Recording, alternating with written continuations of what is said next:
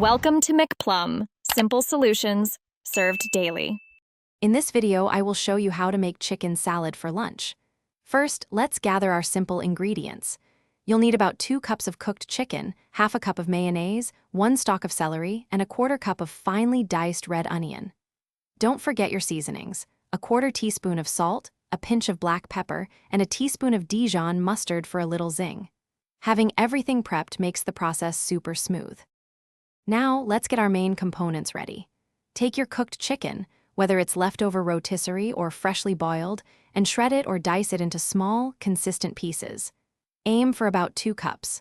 Next, finely chop 1 stalk of crisp celery and a 1/4 cup of red onion. Uniformly sized pieces ensure every bite of your chicken salad is perfectly balanced and delicious. This step is key for a great texture.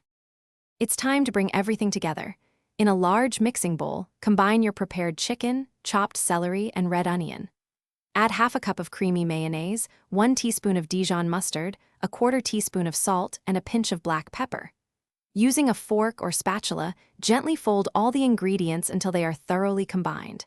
Be careful not to overmix. We want a lovely, chunky texture, not a paste.